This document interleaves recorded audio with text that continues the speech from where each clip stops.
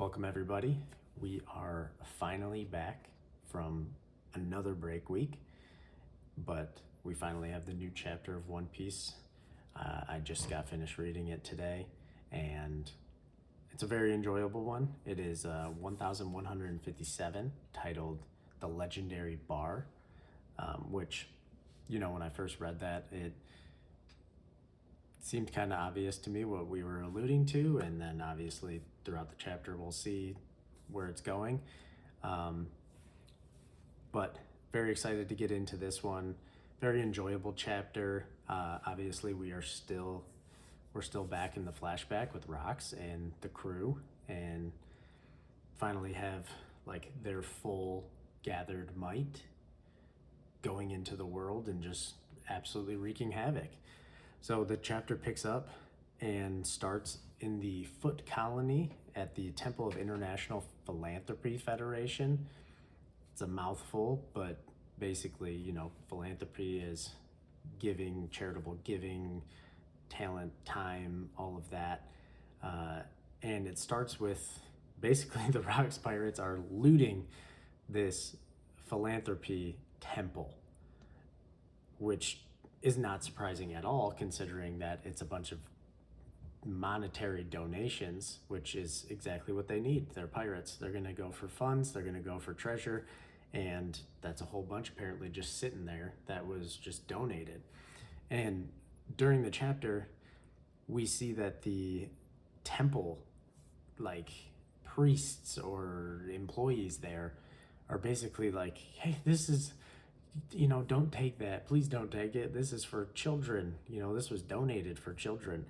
And Big Mom just calls it out, where it may just be a justification for them committing crimes, but she's like, oh, really? This is for children? Then how come, it's just sitting here, like, and not being actually distributed and used, which is kind of a good point, but at the same time, seems to me to be very much a justification for stealing, because she's basically like, oh, well, you were just going to keep these donations to yourself anyways, so I'm just going to steal it. And we see, it's Ochoku, Big Mom, Barbell, the fisherman dude, and then Don Marlin, the gangster, and they're just, running through all these employee priest-looking guys. They don't stand a chance of possibly stopping the Rox Pirates. And as they're like running out of this place, someone comes over the Den Mushi and is like, hey, like, we're still underground. You guys need to lower the lift so we can like get out of here. And Ochoku kind of talks to Shakky, who's right there as well. And Shiki's like, oh yeah, I totally forgot about those guys. So I'm presuming that, because we see them basically down in like a cellar, seems to be like a hole in the ground. So either they like snuck in through that hole, or maybe that's where the actual treasure was being kept and stored, like hidden, and they most likely used Shiki's devil fruit to float maybe some of the stuff down there, or float the stuff out, and then Shakky was supposed to basically lift them out, because I believe he can only lift outside of himself. He can only lift inanimate objects. So maybe there was like a large piece of stone or something that they were all supposed to stand on, so he could like lift them out of the hole. But he's like, oh yeah, totally forgot about those dudes, and then proceeds to throw a literal bomb into the hole. And we see Newgate, Kaido, and Kyo are down in the hole. And here comes this bomb just coming in from Shakky, and just boom, explodes. Shakky starts laughing. He basically is like, well, hey, now because you suckers are dead, we'll just get bigger cuts of the treasure. So, because we've just reduced our numbers that we have to divide it by, which is hilarious, because it just reiterates the point that the Rox Pirates may technically be a crew, like they are together, but they really is all individual prestige, reward, and any opportunity that they get, they'll basically just double cross each other. Honestly, I don't think that Shakky believed. It seems to me like this was more so just him doing it as a troll, because I highly doubt if he is familiar with any of the three that were down in that hole, that some tiny little cannonball was just gonna actually, do him in. There's just no possible scenario where that does happen. So honestly, it was probably just to mess with them because he knew it would work. And then we have the priests, and they're talking about like, oh, is the army here yet? We need to like keep these guys in here. And so then basically they are like, oh, well, they're almost here. So seal the temple. So we see like these iron bars go flying up. We have Miss Buckin running with Big Mom as well. And Big Mom's like, oh, okay, you're gonna like try to trap us in here. Well, I'm just gonna bust right through these bars anyways. So I wonder if right now she was gonna use her soul powers to do it, or was she gonna go for like an Ikoku sovereignty and just, blast through there with, that extremely powerful hockey attack?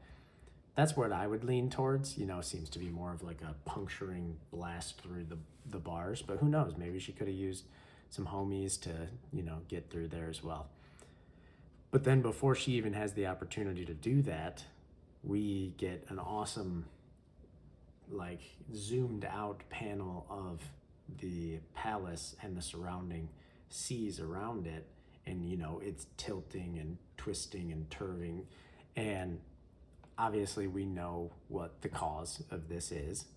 We've seen it before. We've seen it at Marineford. We've seen it. It's the Gura no Mi. It's so iconic and distinct that you can just pick it out right away. And as we see the rest of the Rocks pirates that are still inside the temple, they are falling. They're falling down. And even Big Mom's like, Newgate, like knows it's her. The temple just completely collapses.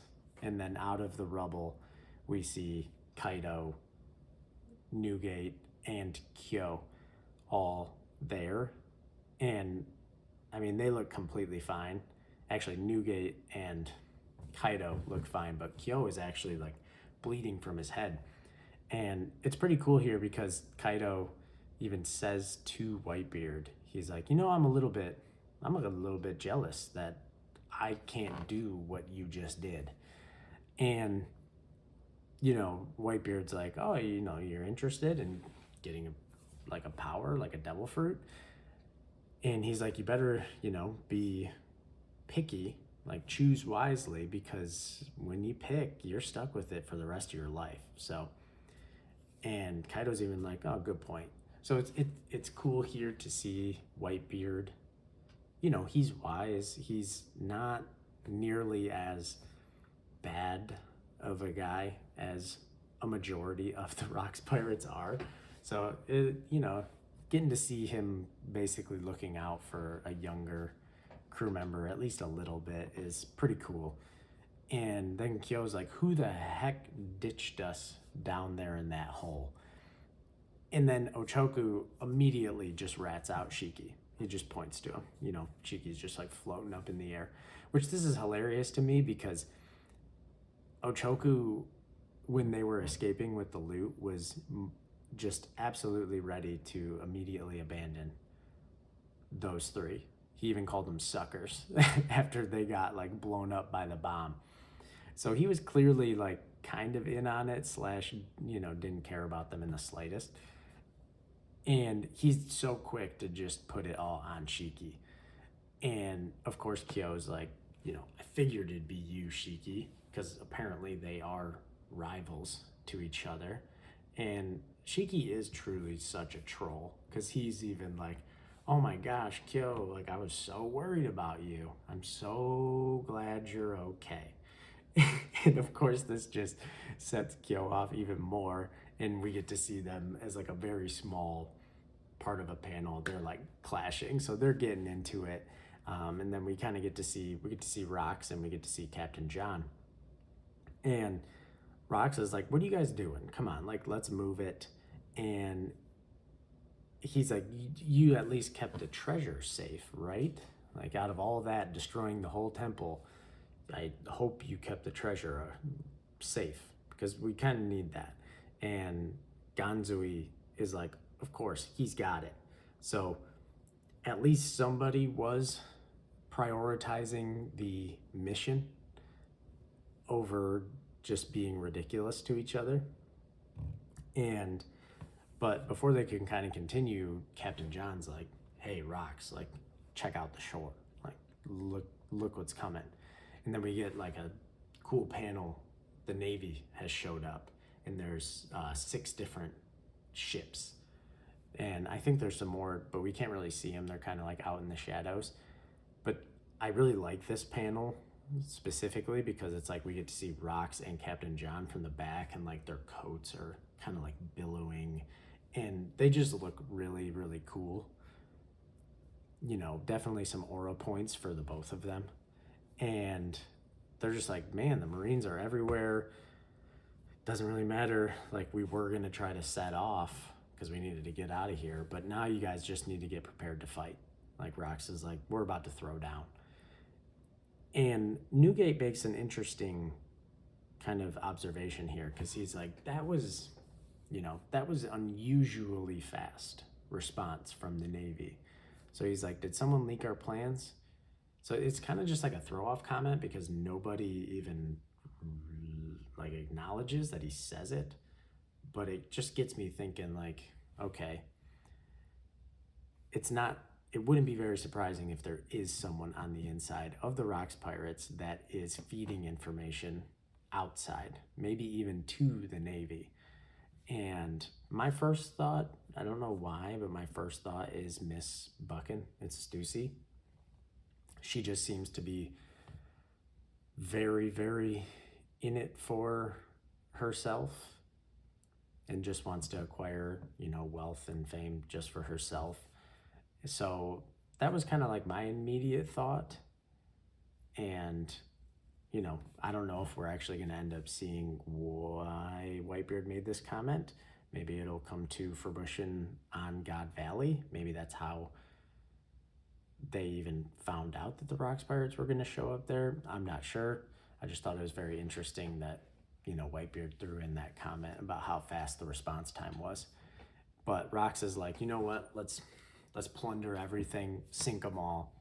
It's go time, which is just awesome because he's got the real pirate spirit. He just got done stealing from this temple and then immediately is like, well, here's a challenge. We're just going to sink them all and we're going to take whatever we want from them. So I've already said it like the past 2 chapter reviews, but Rox has been very impressive to me, not only from like a strength perspective, but also just his character. I find him to be very enjoyable when he is in the chapters. So from here, we get kind of like a montage, and it's just, the battle is kind of raging on. We see the ships, which the Rox pirate ship is really cool. We don't have a name for the ship. I would like to know the name, but it has a very, very cool design. It's a very older style, real pirate, like traditional pirate looking ship. And over this battle montage, we start getting a narration of the Rox Pirates and their accolades. So it's just literally saying that the 2 years since they've even formed as a group, they're setting, like, their record just speaks for itself. They are unbelievable. And included in that is their 16 documented raids. So probably the one at the temple was one of those. So one of them, so 15 other that they just raided some random location, 76 sunken ships, that is a lot. That is an incredible amount of ships. Um, I mean, compared to the Straw Hats, I don't think we're anywhere near that number, especially Navy ships. I don't even know. I'm trying to think offhand right now. I don't know if we've even seen them destroy a single Navy ship at this point. I could be wrong, so let me know in the comments below if I'm just like not thinking of it right now. But 76 is a lot. I'm not sure if they're including pirate ships as well, but I would assume it's just government related ships, because it's, if you're sinking other pirate ships, I don't think that would like go on your record, because you're sinking other criminals. The government wouldn't care about that. So then it continues, and there's 14 ports that were reduced to ash, 5 towns wiped off the map, 1 nation brought to ruin, like literally an entire nation, which is just crazy, destroying a whole nation. I wonder if that nation was affiliated with the world government or not, because obviously if they weren't, the government wouldn't care, because they treat which we'll see later on in the chapter, but we know they treat unaffiliated nations as complete lawless areas, and they just don't care about them at all. And it says 3 unprecedented violations of Article 18 of international law. I don't know what that is, but I'm assuming it was bad. And in this narration, we get to see a cool panel of Rox, like swinging his sword, using his swordsmanship that we got reference to chapters ago, talking about how it's distinct in nature because it's like a cannon blast or like a hammer blow. And we get to see him using the attack and seeing the impact on one of the naval battleships, literally destroying the cannon mortars on the side and the top, and just we get to see this really cool explosion. So it's cool to get to see, Rox in action doing his thing, and seeing his specific swordsmanship being executed again, and just how it kind of varies and it's different from other people's abilities with the sword.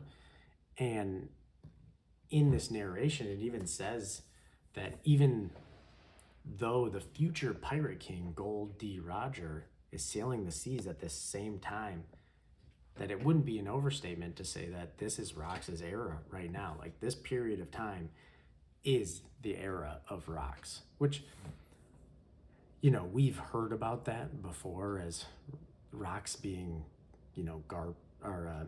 Roger's basically number one, like, pirate rival. And I mean, it just makes sense. And Roger is like a teeny bit younger right now. Still seems to be growing and maturing and maybe even getting stronger. So regardless, this is just extremely impressive by Rox himself, and obviously his crew of, very overpowered individuals. And then we cut to Anishi.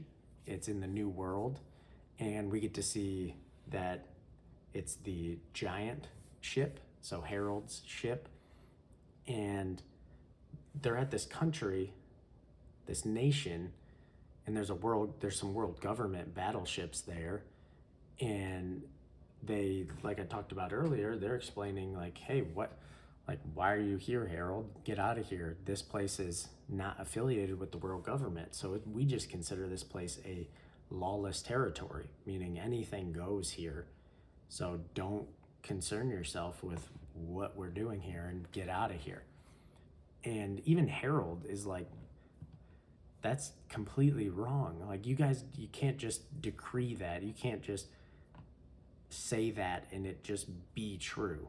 Like, that's absolutely unbelievable, which would be totally absurd, because it's like there's no difference between those humans like in that nation and, let's say, a nation that's part of the world government like Alabasta. Like, there's no difference. They're just another group of humans living on a remote, isolated island in the New World. Like, there's no difference. And Harold, being the now very upstanding guy that he is, he's like, this nation, whether they're unaffiliated or not, like, they helped Elbaf during its famine. They saved us, like, just out of the kindness of their hearts. So they're our friends, they're our saviors. Like, he's like, I'm not leaving without repaying my debt to them, which is just extremely courageous, and it just shows Harold's integrity. He had incredible virtues, which we saw, we got to see like his general progression after he met Ida. And he has really been putting in work, not only in the external world, but he's put in a ton of work on himself. And I just like that because I think it translates really well to just our everyday real life, that no matter where you're at or what stage you are in life, you can, if you want to change, or you hope to change, or like, it's not always set. You can change for the better. And, it's hard. And for Harold, he's realizing just how difficult it is. And even though he's running into roadblock after roadblock after roadblock, he's not changing. He's still sticking to his morals. He's still staying, with his virtues and his integrity. And I just really respect that from him. And he's like, I'm not leaving. And the government's, of course, doing the shady thing where they're like, well, Harold, you understand that Elbaf wants to become an allied, member nation of the government. So if you intervene, you can help us. You can help our cause right now and help us do what we're doing, but you're gonna hurt basically your application to the government. Harold filled out a piece of paperwork and gave him an application apparently, and they're like, it really hurts your chances at getting this job. Basically, he's on the job market. But yeah, if Harold sticks up for a non-affiliated country, they're gonna hold that against him, and most likely not give him a place as an allied nation, which it'd be questionable if they were even going to do that in the first place, because we already know how the government operates. And this dude just straight up just shoots this lady, just standing there, who's already tied up. Just absolutely despicable behavior. Reminded me very much of Spandam. And it's just like all of these government dog characters, they are really just terrible. And Harold, he's not having any of this. In what he says here, he jumps. He just jumps right off of his ship to just, sword overhead. He's going in. And what Harold says to me is very interesting, because he says, you aren't human. He's saying you aren't human. And this is coming from a giant who is not a human. And he's even telling this government person, the behavior that you're displaying, the actions you're taking are not human. Because humans in nature have empathy. They are, of course, capable of great evil. But on the flip side, they're capable of incredible good for the world. And at least I like to believe, and it seems like Harold likes to believe, that real human nature is good. And when you act against that, you are basically going against your humanity. And he just goes right in. Now, I question this a little bit, because the guy, the citizens were captured on the ship with the guy, and Harold is obviously humongous, and he jumped off his ship and he's got his sword ready to swing. It's like, you bring that sword down, you're gonna chop the ship in half, and there's all the people on it. Now, obviously, I don't think we're supposed to think about it that deep, because it's supposed to just be more about a symbolic moment of Harold actually standing with these people who helped him and standing on the side of humanity, where the government stands on the side of basically monsters, which we know that goes all the way up to the celestial dragons and the Gorosei and presumably Emu. And of course, in just very One Piece fashion, and even in real world fashion, the news article comes out of this scenario, and it's like, King Harold is exposed. They're trying to cancel him like everybody does. And it's basically like, oh, he sunk a innocent battleship. This whole push for an alliance with the government was just some big ploy.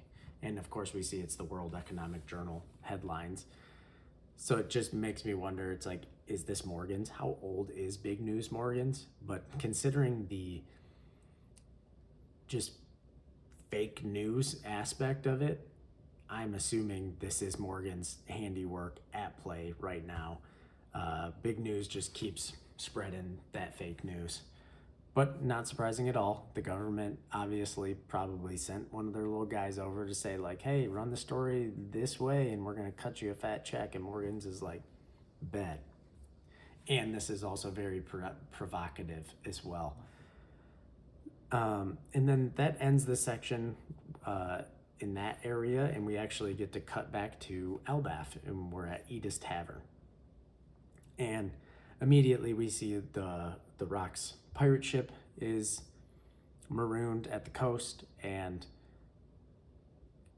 Rox is just like, see, Harold, I told you. He's just laughing because he's like, I told you, that's how the government operates. That's what they do. They are shady.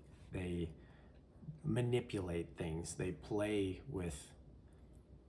around with human life because they are so powerful and they feel like they're above all scrutiny. And I like this too because Rox is like, hey, Harold, let's go drink at the castle. Like, let's go to the castle. And Harold's like, I'm not, dude, I'm not bringing you into my country. Absolutely not. Because you now, especially at this point, you have an exceedingly bad reputation. So I'm not bringing you into the mainland for all of these people to see me colluding with you. And Rox is just like, well, dude, your whole nation should be joining up with me right now. Like, let's just give it up. Give up what you're doing. Stop. I don't want to see you groveling to the government anymore. Let's just join up and become unstoppable, basically. And of course, we get to actually cut and see Harold has cut his hair. He's shaved. Now he's to the bald Harold that we got to see in his portrait that we end up seeing in the castle. So he shaved all his hair, and he's basically like, dude, like Elbaf, sooner or later, Elbaf is going to become an allied nation. So you need to just get with it. And Rox is like, did you think shaving your hair is like a sign of good faith, to the government? Like, oh, look at, I've changed my ways. I cut my hair. If only that was so easy. And then Harold actually mentions, he's like, yeah, Garp left too, which means he had seen Garp recently, because in that flashback, we see that Harold, or with that incident with the government, we see that Harold had his hair still. So between that time and now in Elbaf, he cut his hair and he saw Garp as well. Maybe after he attacked the government ships, Garp maybe got called in or sent to go talk to Harold, or maybe even bring him in. I don't know. But he saw Garp and they had a conversation, and apparently Garp laughed at his haircut as well. And this is cool because then we get to see Rox acknowledge who Garp is, because he's like, Garp, that guy hates the top brass, which we obviously already know, but it is apparently very public knowledge, even to pirates, that Garp absolutely despises the upper portions of the Navy and obviously the world government above it. The Navy, he's not so at like, there are some people in the Navy that, yeah, Garp doesn't like at all, but it's mainly his issues with the world government and the people way up that are clearly manipulating the Navy above. And Rock says that Garp would be better off as a pirate, considering that his nature, he hates the authority figures, so he might as well just like, the pirate life would fit him. And honestly, Rox isn't wrong. Like, we see that whole bloodline, like the Monkey D family, Dragon's a revolutionary. We don't know what he was doing prior, but he's a revolutionary. We saw Garp raised Ace, and Ace obviously became a pirate, but then so did Luffy. But Garp's plan for Ace and Luffy were for them to be Marines. But Garp himself, obviously, yeah, would have made a great pirate. He honestly probably would have been very, very similar to Luffy, where he's not interested in the plundering and the violence against civilians, but for the adventure. And it reminds me of like the picture we get to see of Garp as like a child, and he's got like his bumps and bruises, but he's like riding like a tiger or something like that, and just big old smile. And so Garp really is just like a free spirit, and he went into the Marines because he's trying to change it from the inside. But even Rox realizes that Garp, he can't stand the people at the top. And then Harold talks about the government and how, or he's talking about the Navy, and he's like, yeah, they're a huge organization, so obviously they have corruption in their ranks, because in any large complex system, there's bound to be corruption. People, in it for themselves or in it for certain agendas, and they're always going to be operating off of that and not for the good of the people. But even Harold makes the point that the Navy, that they're a fine army, that the average Marine, if we took them as a whole, the average Marine is helping save people on a daily basis. And we know that to be true, because it's always interesting because we're looking at it from the view of the Straw Hat Pirates, who are our protagonists, but they are pirates. But we're like, they're the good guys and the Marines are the bad guys. But to the everyday civilian that lives in the world of One Piece, the Marines are the good guys, not the pirates. Yes, we have all these nations that love the Straw Hats, but that is unusual. That is not normal. Even for pirates that aren't necessarily doing terrible things, they're not like beloved by whole nations. The Straw Hats just, have that effect, especially Luffy. He's the liberator. He liberates these countries, and obviously they're very grateful for that. And Harold continues, and he's talking about how there are already giants within the ranks of the Marines right now. You got John Giant, and he's like, if more of our countries, warriors followed suit, they could use the incredible strength of the giants to make a difference everywhere. And I love the response here from Rox, because he's like, that's terrifying. He's like, now that is a terrifying thing, because he's basically saying, at least the way I'm interpreting it, is he's saying if all the warriors of Elbaf would join the Navy, that would be truly terrifying, because then they would be at the beck and call of the world government. And he knows what that would actually probably lead to, which he's right. It would lead to terrible, terrible things. And then Rox, talks to Ida, and he's like, can you talk some sense into Harold here, please? Like, help him out, because clearly I'm in the right here and Harold is wrong.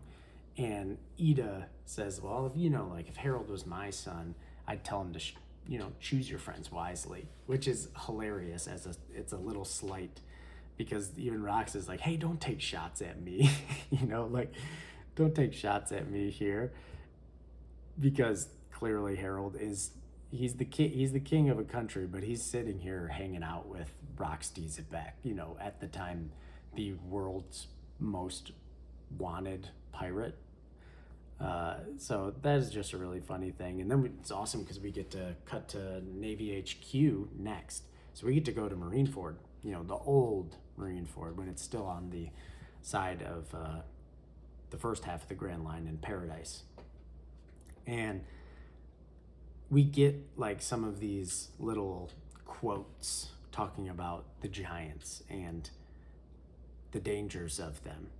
And we come to find out that this is actually Kong that's making these quotes. And we've seen Kong way back when, and he at the time is the commander-in-chief, which is, I believe, the highest ranking. It's literally the rank above fleet admiral.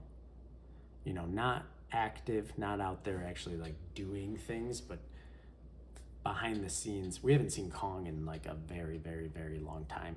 So it was actually cool to see him in this chapter.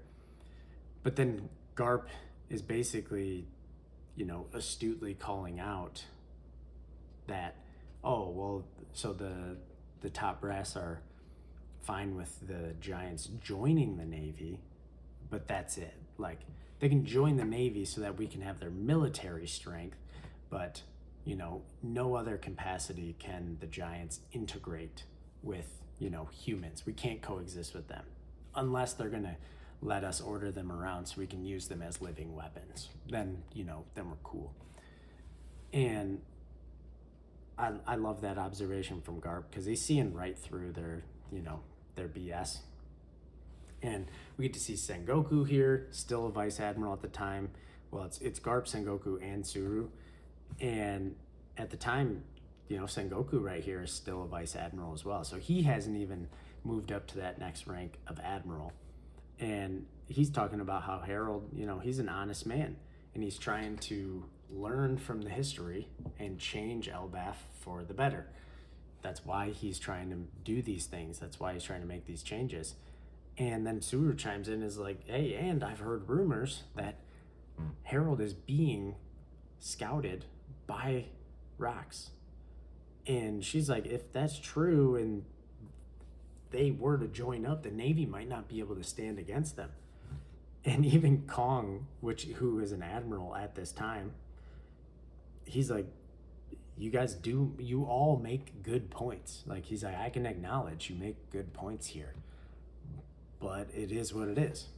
He's like, we are, and he, says we're stuck between a rock and a hard place, which is a hilarious, I think, little pun thrown in there, because obviously Rox is involved in this situation. Is very difficult for the Navy to navigate anyways. So then we move on from there, and Garp is basically like,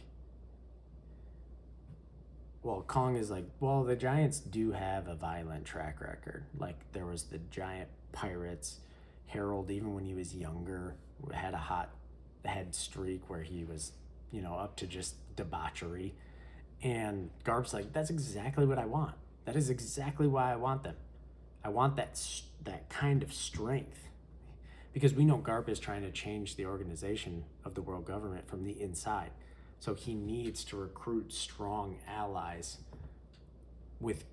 that are honest and good people to create such a coalition and a strong force of good from within, that it will permeate throughout until it gets to the point that corruption can no longer keep its talons in. Which honestly, that Garp's goal might possibly be the hardest goal in the entire series, because the world government is so obscenely corrupt that this approach is just absolutely insane to try to pull off. And he's like, just make him hurry up. Just make Elbaf a member nation of the government, so then that way we can ally with them and use their strength. And Kong's like, well, if it was up to me, it wouldn't be an issue. But obviously it's not up to Kong. Even as an admiral, this decision is absolutely not up to him. This is the Gorosei. The Gorosei are 100% making this decision on what Elbaf is and isn't allowed to do.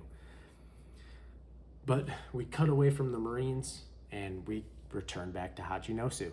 So it's 42 years ago, and big news. There's newspapers raining down from the sky. And it turns out that Shakky has quit. She quit as the captain of the Kuja Pirates. She's not going to be sailing the seas anymore. And we get this hilarious panel of these people, these guys on Hachinosu literally crying and saying I literally set sail because I dreamed of being attacked by Shakky and the Kuja Pirates, which is just hilarious. But it makes me think that in the current age, there are probably pirates that have set out to sea with the intention of having Boa, the current empress, attack their ship. Attack them, just so they can see her and her crew one time. Which obviously they would be turned to stone and it would be GG's from there. But, I guess, die happy. And then we get to see a cool panel of Gloriosa is reading the news. And she's like, what are you up to, Shakky? What's going on? She's clearly like, I don't understand why you left. And she's, and then we have Big Mom there in the panel, and she's like, you reckon, that she quit to chase after a man, just like you did, Gloriosa? And she even throws in a comment like, does love always lead to ruin on the Isle of Women? Which I talked about in the last chapter.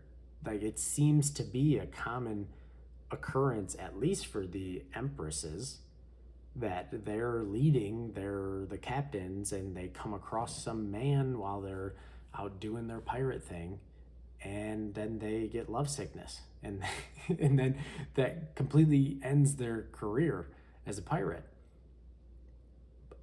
or it just completely derails them. And I gotta admit, Gloriosa comes with the clap back here on Big Mom and is like, how painful love is. You crank out kids like nobody's business, which, shots fired, and absolutely true. Because we know even at this time, Big Mom was already working to build her family to use as power. And absolutely love this panel because we get to see the triplets of my boy Charlotte Katakuri. He's chilling up on Big Mom's arm. You can see the stitch up his face, and just standing real magnanimous, as we know he did. He walked out the womb, sat down on a chair, never laid on his back. We all know it. We know the tales. It's all true, not fake at all. And then we also have Oven and Daifuku, his two other brothers.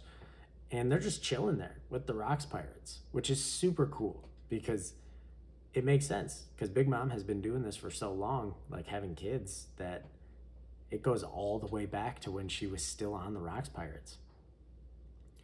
And Gloriosa is just she's really thinking about it because she's like, I could never imagine Shakky getting lovesick. I just don't think that would happen. And she even throws in the comment of I'd never forgive her if she went after Roger. So clearly Gloriosa is still hung up on Roger. She didn't give that up apparently, and at least as far as we know, that never worked out for her. So it's kind of sad actually, because then she grew into a granny, and I guess never got any reciprocated love from anybody, which is a little sad. And we get to continue, and we see Stussy, Miss Buckin, and she's like, Shakky this, Shakky that. And she looks over at Whitebeard at Newgate and is like, well, at least, you've only got eyes for me, right? And literally Whitebeard is like cleaning his naginata and is like, I've literally never been in love with you. Just so savage. Because he's like, you're not wrapping me in this like one-sided love affair that you have.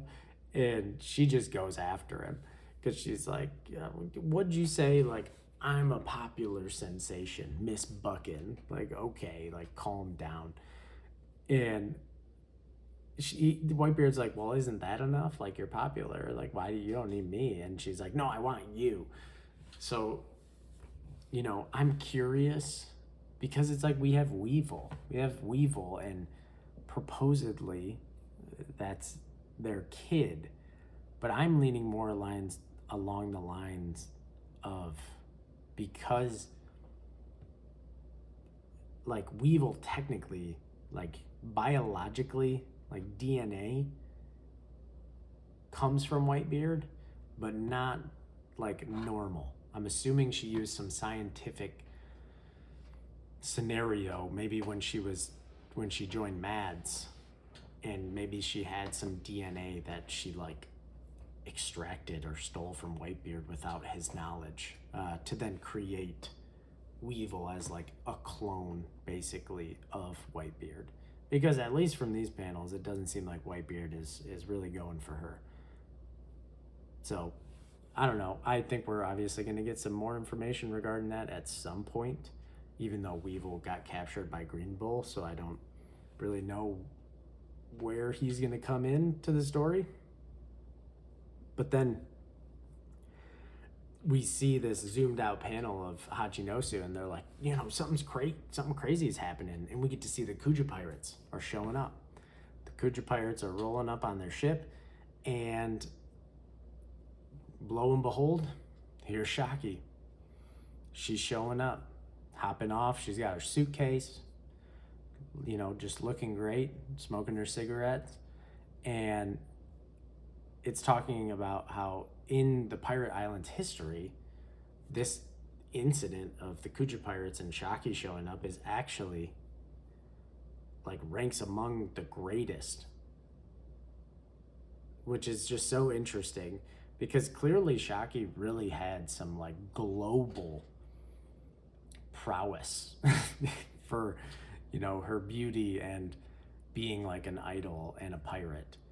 And it just, we see all the criminals and the pirates on Hachinosu are just going crazy. They're just like, this is the greatest ever. Like, this place is way too dirty for you. I like it because they are so starstruck that they're not even like in their normal default behavior of like plunder, pillage, do whatever we want. If this was some random lady, like, they're not gonna just be, oh, this place is too dirty for you, like, let us clean it up for you. They're like bending over backwards for Shakky.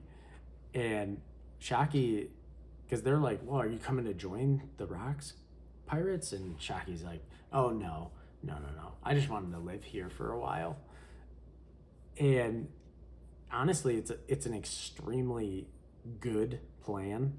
Obviously something really only Shakky could pull off. Because she's like, yeah, even though I quit pirating to the Marines, that's not going to matter. That's not going to matter at all. They're still going to come after me.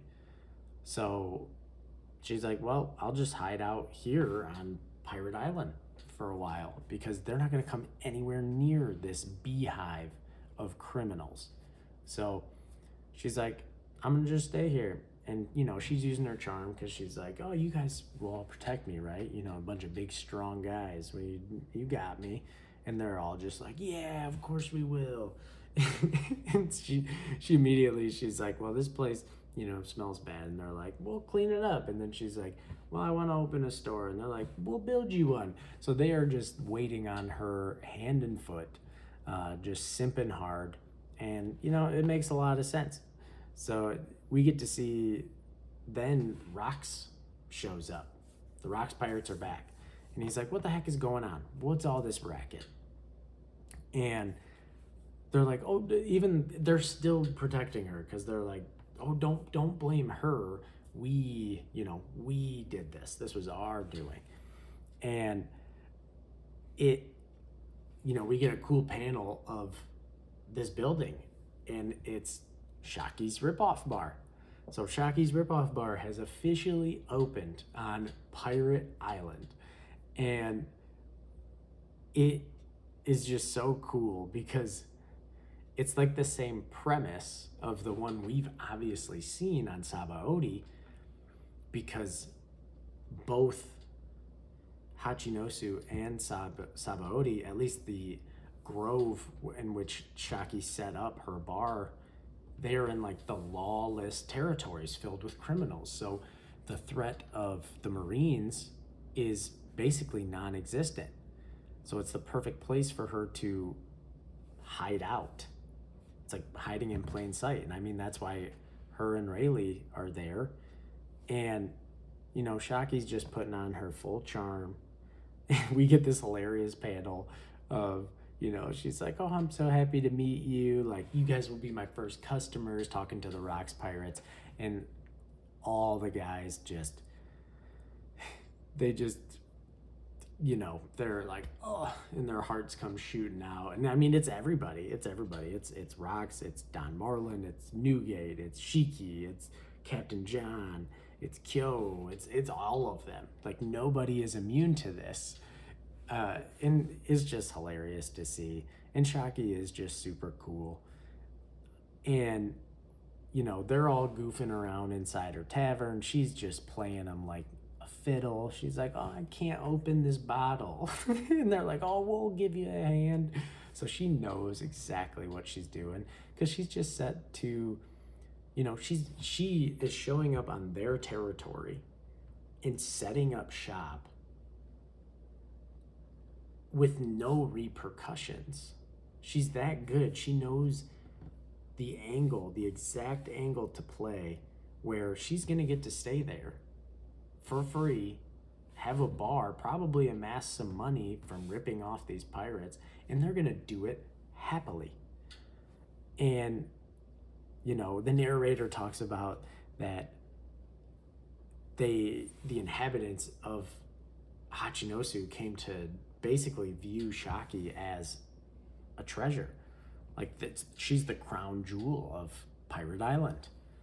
And it's very cool because it says, unfortunately, a treasure is always the inevitable target of theft, which is very interesting because it sounds ominous, but I'm wondering if that is actually referring to Rayleigh. That, I don't know, at some point, Rayleigh basically steals her away. We're going to have to come to find out. Because then, to end this chapter, we go cut randomly to the Room of Authority in Marijois. And it is the Gorosei talking, and it's Mars. And he's, saying, relay to Harold that we will accept Elbaf's admission into the world government on one condition, and that must be that the warriors of Elbaf must kill Rocks. Which is just, it's crazy. It's crazy. It's not surprising at all, because clearly, if pirates are aware that Harold is being recruited by Rocks, the world government definitely knows that they have some affiliation.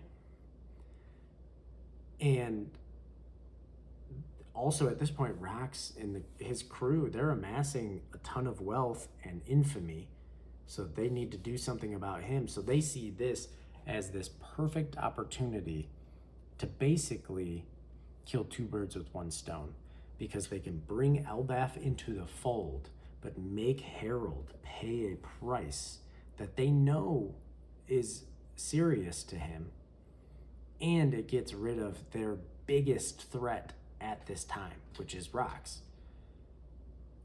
Now, obviously, this is interesting because, I mean, at least we know that Harold doesn't do it because Rox loses on God Valley against Roger and Garp. Or at least, like, we don't know the exact, like, matchups there, but that's the way it's been portrayed to us. So obviously he makes it to, we see in the flashback, he makes it to God Valley. So is Harold actually a part of God Valley and we just didn't know it? We weren't aware of it? And Harold is actually a contributor to why the Rox Pirates fell that day? But then again, the Elbaf is not an allied nation in the current timeline. So it leads me to believe that Harold wouldn't do it. Because even though Harold views Rox as a criminal, because he is, I think by this point, he definitely, the same way Rox views Harold as a good friend, I honestly think Harold views Rox the same. And at least with all of the integrity that Harold has shown, I don't believe that he would ever do this, especially for the world government. I know this is like what he's been working towards for the nation of Elbaf, but for him personally, I don't think that he'd be willing to do this to his friend. So it's interesting though, because it's just the Gorosei are always scheming. They're always being slimy. Can't stand those guys. Hopefully they'll all one day get what's coming to them as Saturn did. So, but that is the end of the chapter. If you guys have, made it all the way to the end of this video, I greatly appreciate you being here. And, comment down below what your favorite part of the chapter was. And I will see you guys in the next one. Thank you very much. And like and subscribe if you enjoyed the video. And I will catch you guys in the next one.